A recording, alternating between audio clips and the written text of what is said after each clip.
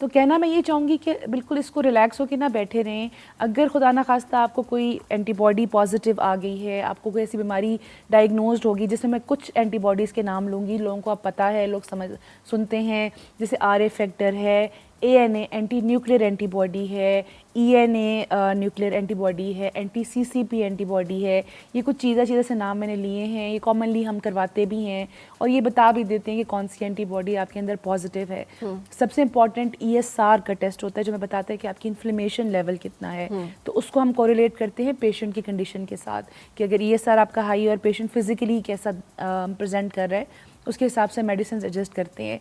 तो ये कोलैबोरेशंस होना भी बहुत ज़रूरी हैं, रेफरल सिस्टम भी बहुत ज़रूरी है और वक्त पे आइडेंटिफाई होना बहुत ज़रूरी है, इससे पहले कि खुदा न खास्ता आप किसी कॉम्प्लिकेशन में चले जाएं। राइट अच्छा, इन्फ्लेमेशन इटसेल्फ एक बहुत 100 मदर ऑफ जैसे कहना चाहिए ना 100 डिजीज़ है, जैसे कॉन्स्टिपेशन को कहते हैं। सो इन्फ्लेमेशन जो है इसके लिए बहुत सारी इफ़ेक्टिव रेमेडीज़ हमारे यहाँ पर जो पुरानी यूनानी तिब कह लें या फिर आप आयुर्वेदिक कह लें, तो वहाँ पे बहुत सारी ऐसी चीज़ें हैं जो कि लोग प्रैक्टिस करते हैं। आप लोग इंडोर्स नहीं करते उसको, लेकिन होता ये है कि फिर वो रिसर्च होती है यूरोप में या कहीं और। अभी हम पिछले दिनों बात कर रहे थे असगंध नागुरी के ऊपर, अश्वगंधा के ऊपर, कि उन्होंने ये प्रूव किया कि जी इंसोम्निया में और स्ट्रेस मैनेजमेंट में इट इज़ इफ़ेक्टिव। तो अब वो जो है डॉलर्स में उसके मिलना शुरू हो गए हैं। हमारे यहाँ पर था तो डॉक्टर्स कहते थे नो इसका कुछ फ़ायदा नहीं है, छोड़ें इसको, ये जो गोली है ना एंग्जाइटी की ये खाएं।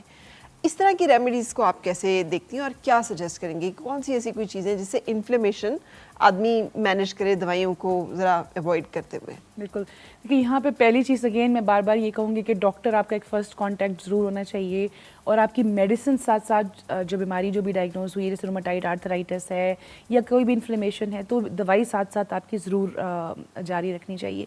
यस, आप कुछ कंडीशंस में कुछ जगहों पे कुछ रेमेडीज़ ज़रूर यूज़ कर सकते हैं, लेकिन हमने देखना ये है कि वो नेचुरल हों। ये नहीं कि अब आप जाके कोई हर्बल हकीम कोई और जड़ी बूटियाँ कुछ और अननोन चीज़ जो है अपनी बॉडी में आप खा रहे हैं।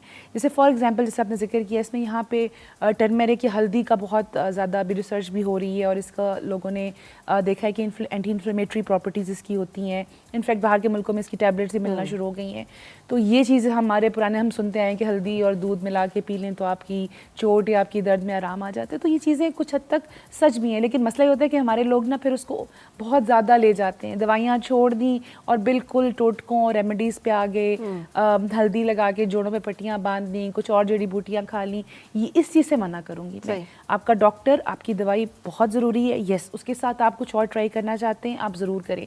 जैसे अभी आपने सुना होगा ग्रीन जूस, ये एंटी इन्फ्लेमेटरी होती है। ग्रीन जूस क्या है, आप लोग सोचेंगे पूछेंगे हमसे।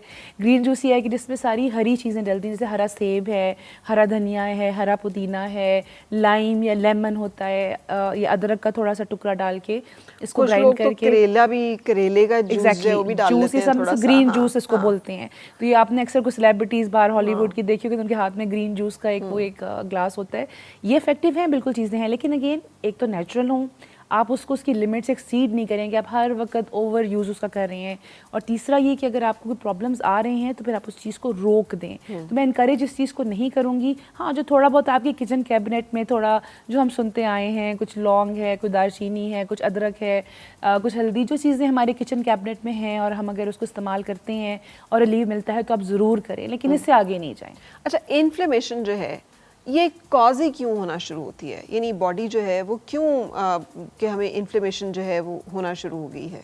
और इन्फ्लेमेशन के अर्ली साइन सिम्टम्स क्या होंगे कि हम ब्लड टेस्ट पे जाने से पहले हमें अंदाज़ा हो जाए कि हमारी जिस्म जो है उसमें कुछ गड़बड़ चल रही है? देखिए, फिर आपने नोटिस किया होगा कि अब आजकल के ज़माने में ना ये यंग लोगों में, यंग पेशेंट्स में बहुत ज़्यादा आ रहा है और इसकी वजह मेरे हिसाब से ये बनती है कि जो हमारी डाइट और हमारी लाइफस्टाइल है ना, ये हमारी बॉडी में सोजिश बना रही है। आपने अक्सर यंग लड़कियों को भी सुना होगा कि डॉक्टर साहब हमारा जिस्म सूजा रहता है, हमारा मुंह सूजा रहता है, हमें क्या मसला है? अगेन ये हमारा जो इनटेक है जो हम अपनी बॉडी में डाल रहे हैं ना, वो ग़िज़ा प्योर नहीं है। उसमें हम फास्ट फूड खा रहे हैं, ये नहीं खा रहे, या हम भूखा रह रहे हैं, या हम उल्टा सीधा कुछ खा लिया। तो ये चीज़ें हम जो कर रहे हैं ना, ये हम अपनी बॉडी को कमज़ोर करते जा रहे हैं। आप भी देखेंगे, मेरी नानियाँ दादियाँ अभी तक उनके बाल भी लंबी, चुटियाँ भी लंबी और सब, तो वो चीज़ें हैं कि उन्होंने ऑर्गेनिक चीज़ें, हेल्दी चीज़ें खाई खाई हुई हैं, देसी घी वो लोग खाते रहे, देसी आटा वो खाते रहे, तो हम लोग जो खा रहे हैं वो तो बहुत ही उससे ऑपोजिट है। ये चीज़ें आपकी इन्फ्लेमेशन करती हैं। मिसाल के तौर पे आप अभी रिसेंट एक रिसर्च हुई है, उसमें ये कि गंदम ये आपकी इन्फ्लेमेशन कॉज करती है, और अगर गंदम सही नहीं है, पुरानी है, या उस पर कुछ फंगस लगी हुई है, या उसमें वो फ्रेश नहीं है, तो उसके अंदर एक ऐसा केमिकल बन जाता है कि आप उसे कंज्यूम करते हैं तो आपकी बॉडी में, जोड़ों में और पट्टों में इन्फ्लेमेशन कॉज करती है। इसको ग्लूटेन रिलेटेड भी कहते हैं, प्रॉब्लम्स कहते हैं। ये पेट में बड़ी आंत के प्रॉब्लम्स भी कर सकती है, जोड़ों के प्रॉब्लम भी कर सकती है, इरिटेबल इन्फ्लेमेटरी बाउल डिजीज़ इसमें जो पेट का प्रॉब्लम आ जाता है। तो ये गंदम भी लिंक की जा रही है इन्फ्लेमेशन के साथ। तो अगेन ये बहुत सारी चीज़ें जो आजकल के दौर में हम कर रहे हैं, ये इन्फ्लेमेशन का एक कॉज बन रहा है।